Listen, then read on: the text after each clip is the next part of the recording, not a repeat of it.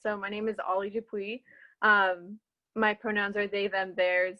I grew up in Irvine, California, and I attended the Orange County School of the Arts for high school, and I'm now attending the University of Pennsylvania College of Arts and Sciences. Hi, I'm Tyler Kellogg. I go to the South Carolina Governor's School for the Arts and Humanities, and I'm from Clemson, South Carolina. I'm Akila Bandora, and I'm 18, and I just graduated from Basis Phoenix, and I'm headed to Princeton in the fall. My name is Elia Ahmed. I'm from Brooklyn, New York. I went to Bard High School Early College, which is in the Lower East Side in Manhattan. And now I am a rising sophomore at Yale University. So I was a rising junior when I went to the Kelly Writers House summer workshop. So while I was a sophomore, I was starting to think about my college options. So where I was thinking about applying, where I wanted to go after I graduated from high school. And I hadn't really heard about UPenn before, but there was a college fair at my high school, and Jamie Lee Jocelyn came and visited, and she talked a lot about the writing program that they have at Penn for young writers who were thinking about Penn possibly for a university to matriculate to. And because my arts high school had a specialized creative writing program, she managed to speak directly to us, and I got to spend a little bit of individual time with her talking to her about the program. It just seemed very cool, and I wanted to be able to meet writers from all over the country. And in my year, we even had a student come from Australia. So it was I got to meet writers from all over the world. What drew me to the Penn Summer Workshop was that Jamie Lee actually came to my high school and gave a talk about Penn and all of the cool things that the Kelly Writers House does, and it just seemed a lot more appealing to go to a writing program where I was already familiar with the staff, I think. I remember that when I was coming into the summer workshop, I really did not know what to expect at all, because I'd never really done anything of the sort, and I really liked writing, but I'd never really done a writing program or anything more formal. I wasn't the kind of person who submitted my work to journals or anything like that. So I remember going into it, I was really intimidated just because it seemed so cool and serious and professional, and I was really intimidated because I hadn't really done anything like that beforehand. But I was just hoping that I would get exposure to what that could be like, and honestly it completely exceeded my expectations in every way, because the people that I met there are such incredible writers, and not just incredible but also serious and dedicated, and frankly so fancy. The number of various accomplishments that a lot of them had are so overwhelming and so impressive, but also everyone was unbelievably supportive and welcoming and kind.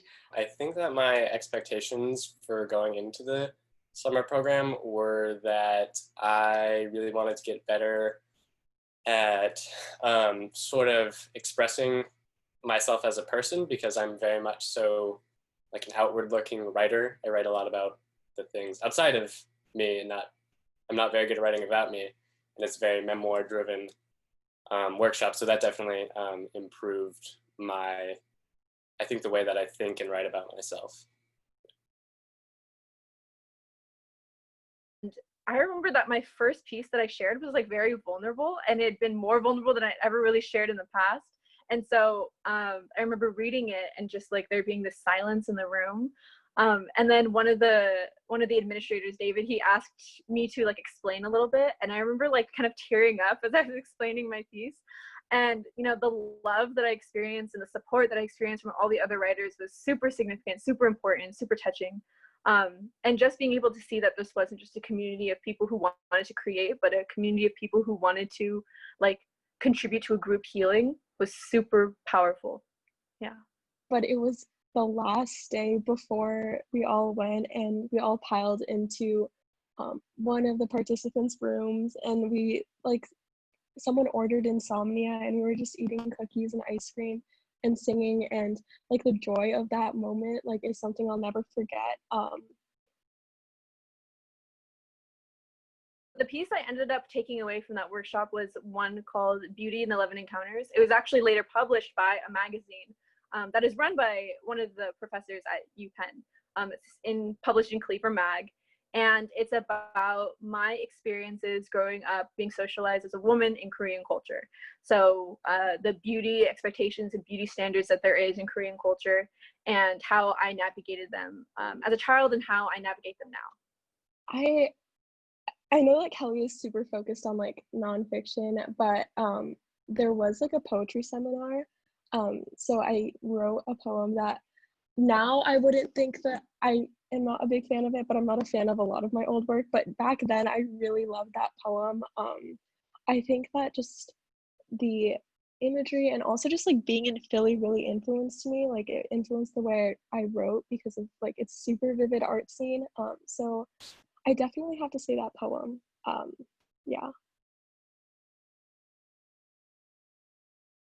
I really appreciated, if I had a thought about someone else's piece, I would share it, but then that wasn't the end of it. I would then hear other people respond to that. And so therefore, I think it not only strengthened my ability to write and to take feedback, but it also strengthened my ability to give feedback, because I would basically hear feedback about my feedback. And it was just really incredible to see to see how open everyone was, both to helping you improve your own writing and also to taking comments about other people's writing. I'm gonna start with the crafts sessions because those were my favorite. So I actually was in the collaging one, and I was very influenced. I would flip my camera, but I basically collaged my whole room after Kelly, and I have some of the pieces from there.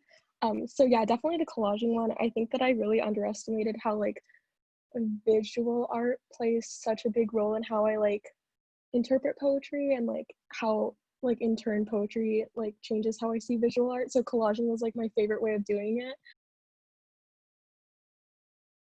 So I think we woke up and sometimes we'd sleep through breakfast because we'd been up late writing the night before. But a normal day would be like we'd wake up, we'd eat, we'd go to the Kelly Writers House, and then we would have a morning session with Jamie Lee. So it would be about memoir and nonfiction, and we would talk about the readings that they had signed for homework, and then we would have a lunch break, and then we would have an afternoon either craft session or a workshop. So we'd either workshop each other's pieces, or we would have a craft session or another like short little lesson from another professor in the creative writing department or the English department. Some days we would have field trips. So one time we went into the city of Philadelphia and we got to do a lot of sightseeing. We went mini golfing. We got to eat a lot of fun treats like Philly cheesesteaks that we may not have eaten before. Yeah.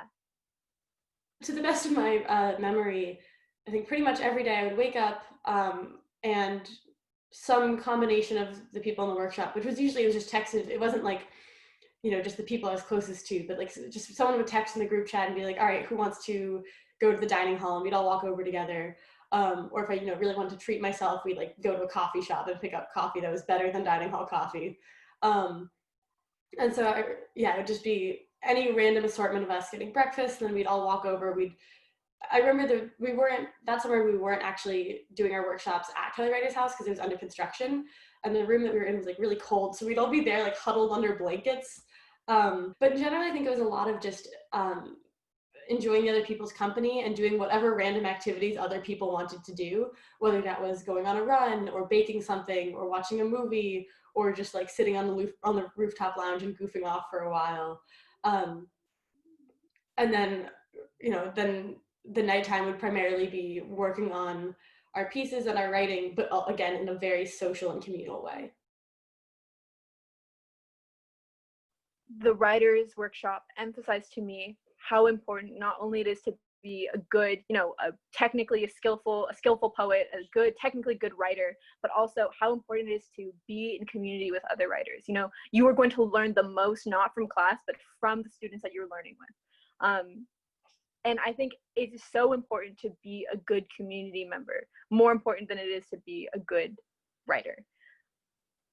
Two things. One was from David, the other was from Jamie Lee. What I learned from David, I think, was that, I'm obsessed with being like the best writer that I can be. And I think that is very detrimental to my art a lot of the times because I can be so perfectionist. And he was like, it's not about being like the best artist, it's about being the artist that you want to be. And that was a Wes Anderson metaphor, which I loved that he did that for me. And then the other piece of advice that I learned that I think I really appreciated was from Jamie Lee, where I was talking about how I have a lot of past experiences that aren't very great, and I don't particularly like writing about them, or like I want to write about them, but just not in a, you know, like let's go in, let's go hard, and like let's delve through everything. And she was like, that's like perfectly okay. Like the way that I think it's good that you know that about yourself, and also you can always write around trauma or not write about trauma at all, and it's still your art. It's still whatever you want it to be.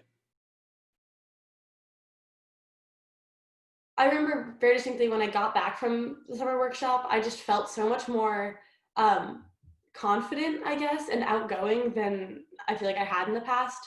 I think just because of the nature of being with a group of 20 people that you get to know so well, even though it's only over like 10 days.